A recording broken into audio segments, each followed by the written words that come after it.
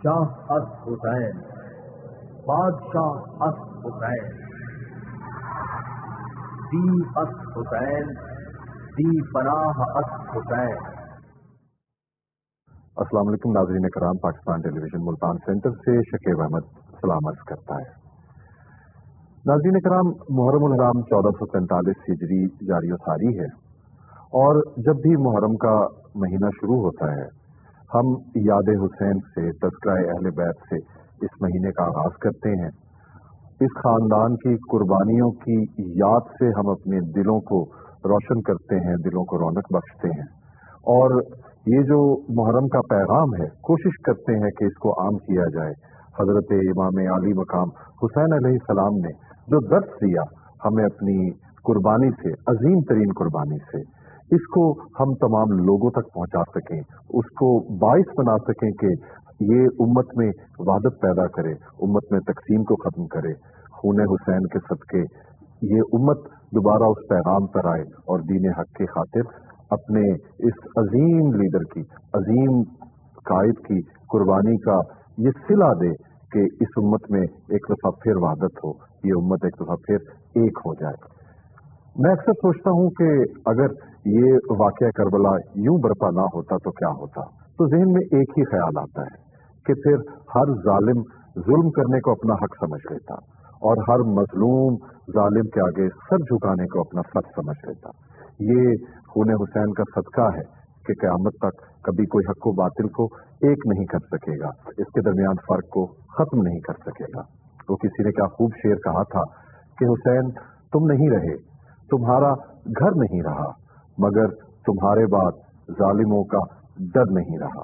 تو یہ جناب امام عالی مقام حسین علیہ السلام کی عظیم شہادت ہے کہ جس کی وجہ سے آج بھی ہر مظلوم کو ایک پیغام پہنچتا ہے کہ کچھ بھی ہو، حق و باطل کی جنگ میں اس کی تعداد کچھ بھی ہو، اس کی طاقت کچھ بھی ہو، لیکن قربانی اور ایثار کا یہ راستہ جو امام حسین نے اختیار کیا، اسی کے نتیجے میں حق ہمیشہ غالب آنا ہے، اور جو ناحق ہے، جو ظلم ہے، اس نے بالآخر مٹ جانا ہے۔ اسی تذکرہ حسین کی محفل میں ہم اپنے مہمانوں کو بھی شامل کرتے ہیں۔ میرے پہلے مہمان ہیں جناب خواجہ قطب الدین فریدی صاحب، معروف مذہبی اسکالر ہیں اور صدر ہیں نیشنل مشائخ کونسل پاکستان کے، اور میرے دوسرے مہمان بھی ایک نوجوان مذہبی اسکالر سید علی سجاد نقوی۔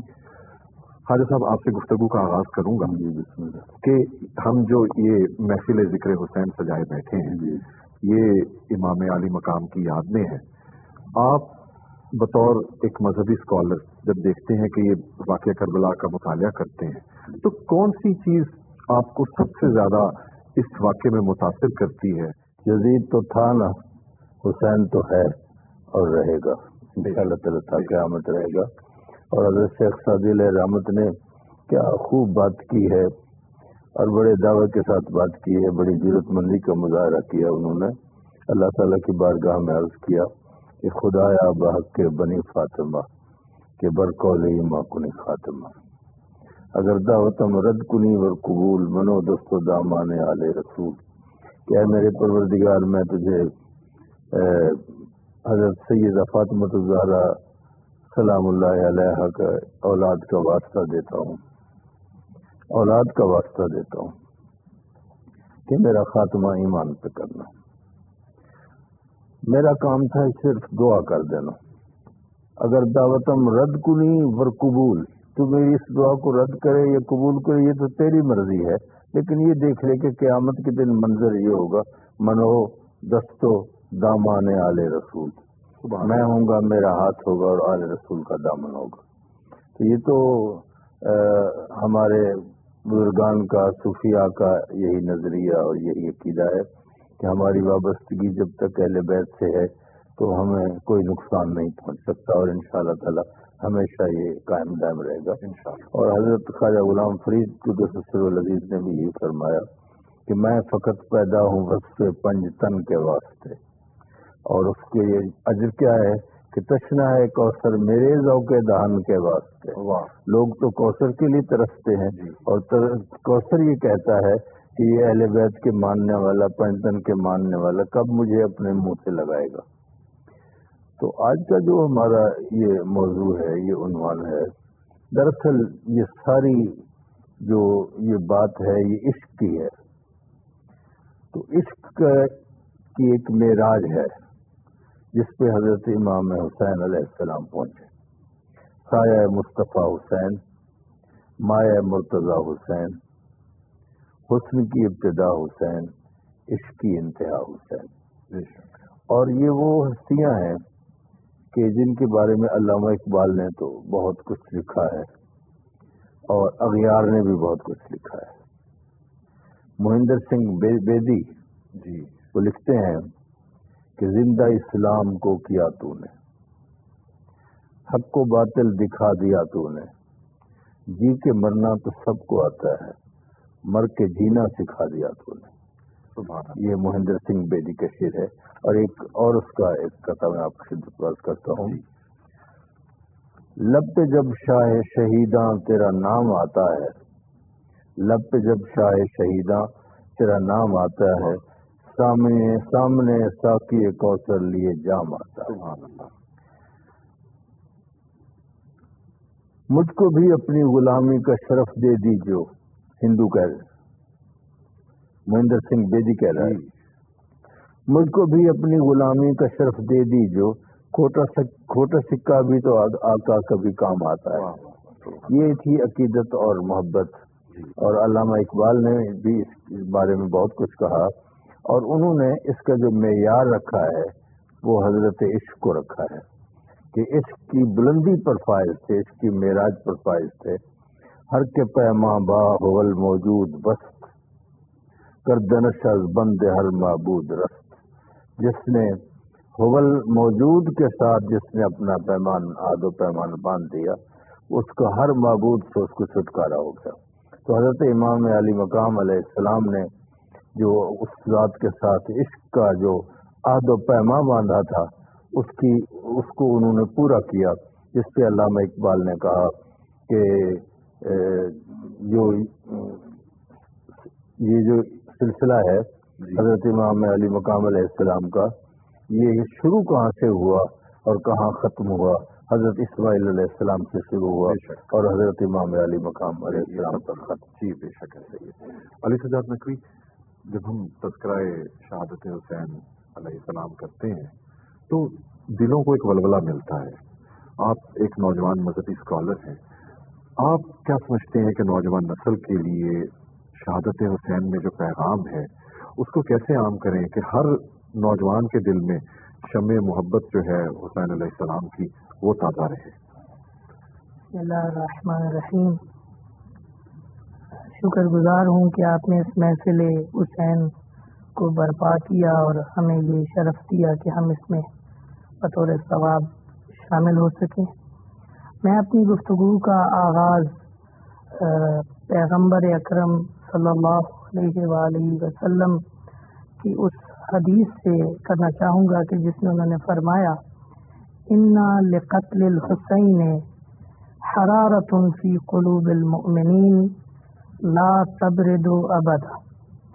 پیغمبر گرامی نے واقعہ کربلا سے کافی عرصہ پہلے فرما دیا تھا کہ امام حسین علیہ السلام راہ خدا میں شہید ہوں گے، اور فرمایا کہ انا لقتل الحسین حرارۃ فی قلوب المؤمنین، یعنی امام حسین علیہ السلام کے قتل سے مؤمنین کے دل میں وہ ولولہ اور جوش پیدا ہوگا کہ لا تبرد ابدا، کہ جو کبھی بھی ٹھنڈا نہیں ہوگا. آپ نے چونکہ نوجوانوں کے حوالے سے سوال کیا ہے تو یقیناً جوانی میں سب سے زیادہ انسان کو جو چیز عزیز ہوتی ہے وہ اپنی زندگی ہوتی ہے، اور کوئی بھی نوجوان بہت مشکل سے اپنی جان قربان کرنے پہ آمادہ ہوتا ہے. آپ دنیا کی جتنی بھی تاریخ ہے وہ اٹھا لیں تو آپ کو کوئی بھی ایسا کمانڈر، کوئی بھی ایسا لیڈر نظر نہیں آئے گا کہ جو چراغ بند کر کے اپنی فوجوں کو جانے کا حکم دے رہا. آپ تاریخ انسانیت اٹھائیں تو جتنے بھی کمانڈر ہیں وہ حلف لیتے ہیں وفاداری کا کہ آپ میرے ساتھ جنگ میں کھڑے رہیں گے اور ایک مضبوط جنگجو کی طرح اپنی جانوں کا نذرانہ پیش کریں، جبکہ کربلا میں کچھ برعکس ہے۔ امام حسین جو ہے شب عاشور چراغوں کو گل کر دیتے ہیں اور اپنی فوج کے جوانوں کو جانے کی اجازت دیتے ہیں۔ یقیناً واقعہ کربلا وہ انسانیت ساز واقعہ ہے کہ جس میں امام حسین نے یہ فرمایا کہ اگر کوئی اسلام پر جان دینا چاہتا ہے تو وہ اپنی مرضی، اپنی منشا اور اپنے شوق کے ساتھ شوق شہادت کو قبول کرے۔ اور آپ نے دیکھا کہ جب چراغ گل ہوئے تو کسی ایک نے بھی وہاں پہ کمزوری کا مظاہرہ نہیں کیا، اور تمام کے تمام 72 شہداء جو ہیں امام کے ساتھ وفاداری کا ثبوت دیتے ہوئے نظر آئے۔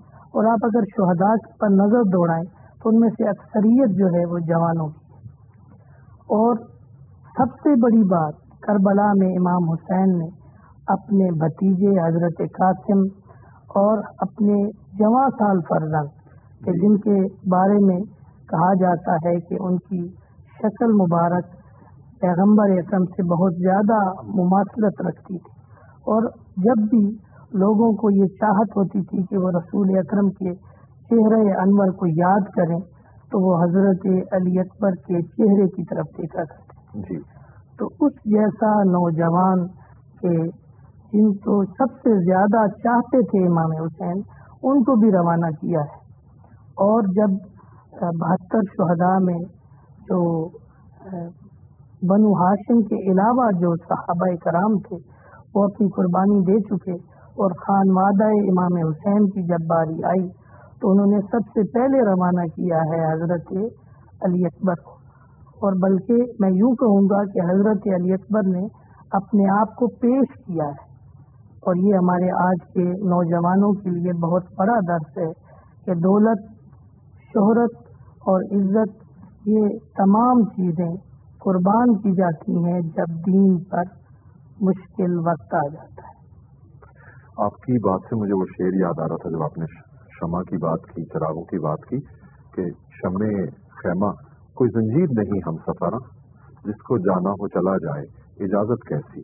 لیکن اس کے باوجود ان کا جو قافلہ تھا جس میں ان کے اپنے گھر والے بھی شامل تھے، بچے بھی شامل تھے، نوجوان بھی شامل تھے، ان میں سے کوئی ہلا نہیں کہ جو امام علی مقام کے ساتھ انہوں نے جو وفاداری کا حلف اٹھایا تھا اور اس دین حق کے ساتھ اس کو سب نے اتنی خوبصورتی سے نبھایا کہ جو آج تک ہم سب کے لیے مشعل راہ ہے۔ خواجہ صاحب، یہ جو حضرت سیدنا امام علی مقام کی جو شہادت ہے، یہ ایک ایسا واقعہ ہے کہ جس نے حق و باطل کو ہمیشہ کے لیے واضح کر دیا، اور آج بھی کسی کو یہ ضرورت نہیں ہوتی کہ حق و باطل کو کبھی وہ ملا سکے اور اس میں کوئی یکجائی کی کوئی صورت پیدا کر سکے۔ آج کا جو انسان ہے، آج بھی دنیا میں بہت ساری جگہوں پر، کشمیر ہو یا وہ بہت سارے اور علاقے ہیں کہ جہاں پر اسی طرح ظالم و مظلوم کی جنگ چل رہی ہے، کیسے شہادت حسین سے رہنمائی حاصل کریں؟ امام پاک کی جو شہادت ہے وہ ہمارے لیے بہترین مثال اور بہترین نمونہ ہے، جس کو جوش نے یوں بیان کیا کہ یہ واقعہ کیوں پیش آیا، واقعہ کربلا۔ تو وہ کہتے تھے کہ پل پڑا تھا لشکر حیوانیت انسان پر، پل پڑا تھا لشکر حیوانیت انسان پر، پاؤں رکھا چاہتی تھی خسروی قرآن پر۔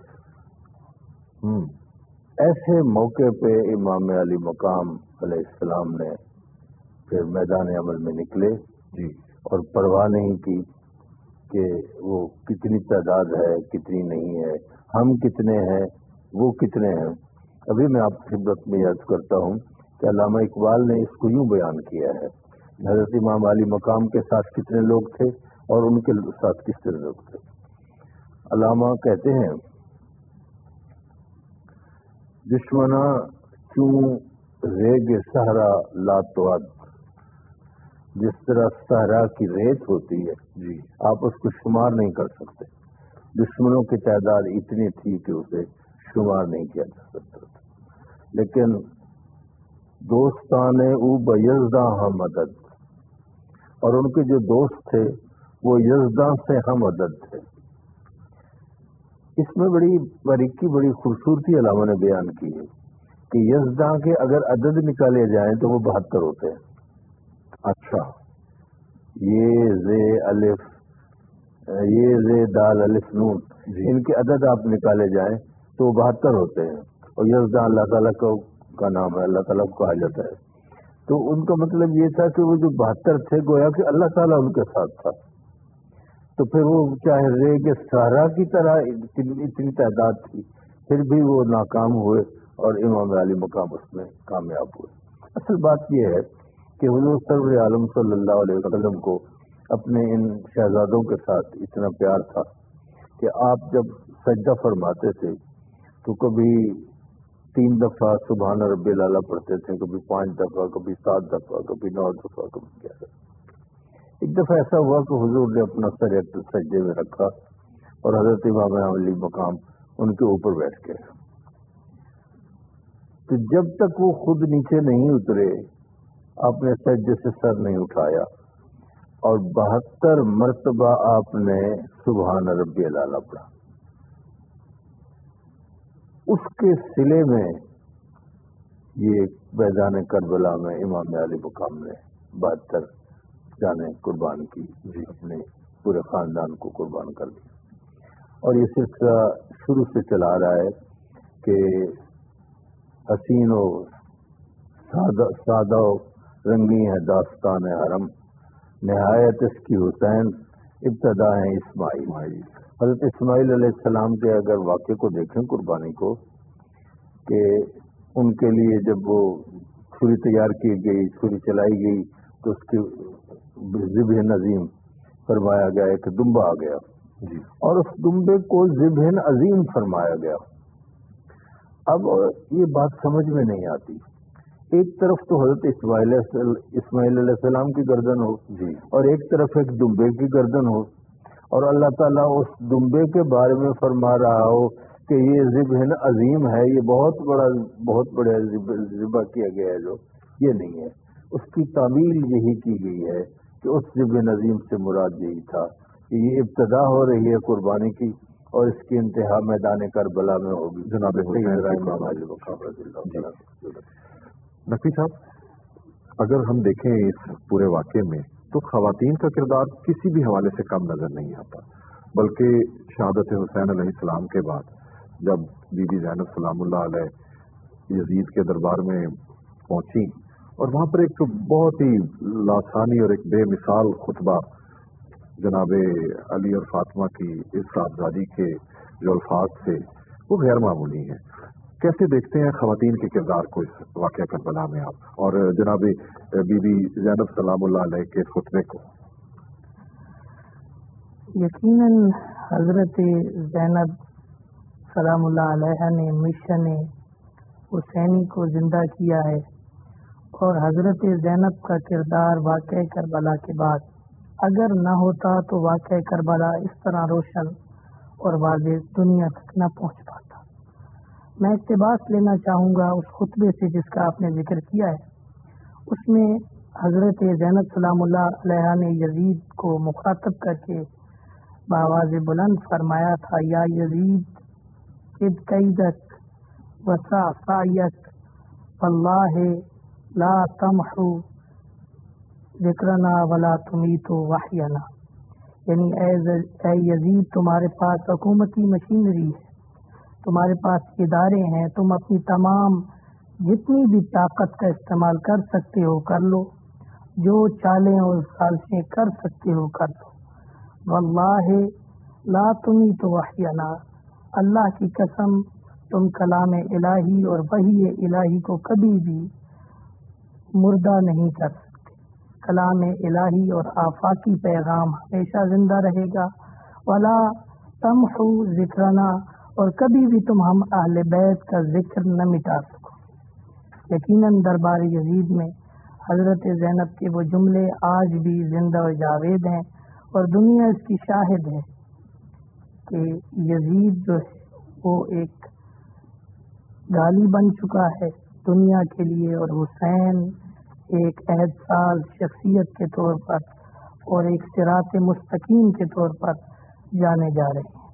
خواتین کے لیے حضرت زینب سلام اللہ علیہا کی زندگی کا ایک ایک لمحہ جو ہے وہ ایک سبق ہے، اور انہوں نے رہتی دنیا تک یہ سبق دیا کہ جہاں مرد قربانی دے سکتے ہیں، جہاں مرد دین کے لیے اتنا بڑا فعل انجام دے سکتے ہیں، وہاں عورت بھی مرد کے شانہ بشانہ دین کے لیے اپنی خدمات کو انجام دے سکتی ہے۔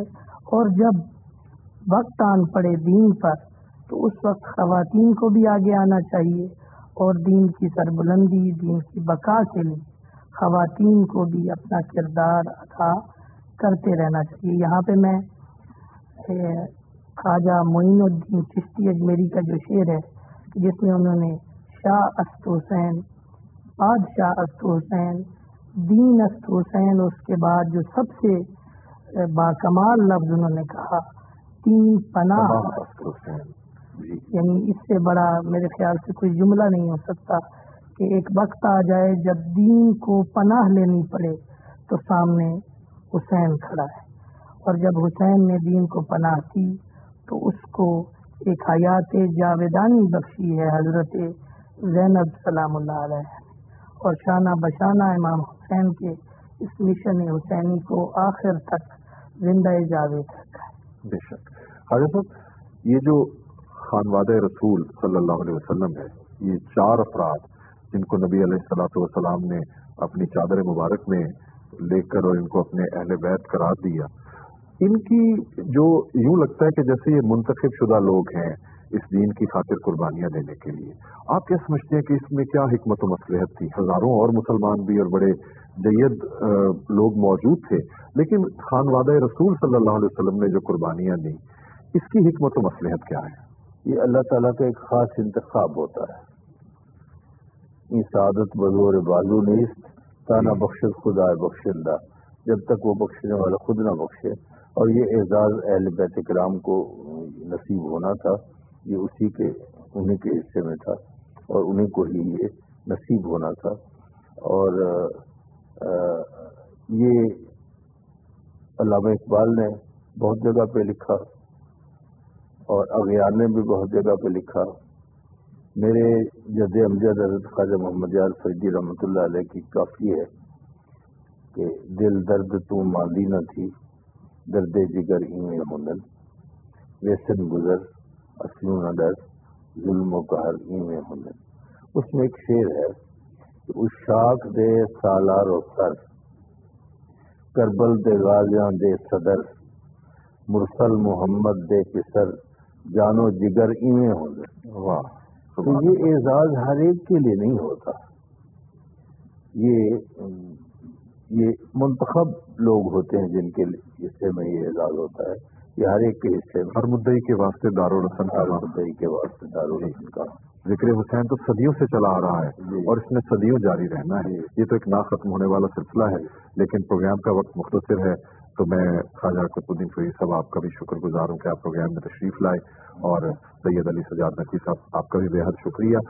ناظرین کرام، آپ نے مہمانوں کی گفتگو سنی۔ اصل چیز یہی ہے کہ جب ہم جناب سیدنا امام حسین علیہ السلام کے ساتھ اظہار محبت کر رہے ہیں، ان کے گھر والوں کو یاد کر رہے ہیں، ان کی قربانیوں کو یاد کر رہے ہیں، تو یہ تو بہت ضروری ہے، لیکن اس محرم اور اس کے بعد آنے والے ہر مہینے میں بھی ہم نے ذکر حسین کو یوں ہی زندہ رکھنا ہے، اور سب سے خوبصورت اظہار محبت یہ ہوگا کہ اگر اسوہ شبیری ہمارے فعل کا بھی، ہمارے قول کا بھی، ہماری زندگی کا ایسا ایک حصہ بن جائے کہ جو ہم سے کبھی جدا نہ ہو سکے، جو ہمارے ہر عمل میں، ہماری ہر بات میں جھلکے، تو یہ ان کے ساتھ محبت کا سب سے خوبصورت اظہار ہوگا۔ شکیب احمد کو دیجیے اجازت، اللہ حافظ۔ شاہ است حسین، بادشاہ است حسین، دی است حسین، دی پناہ است حسین۔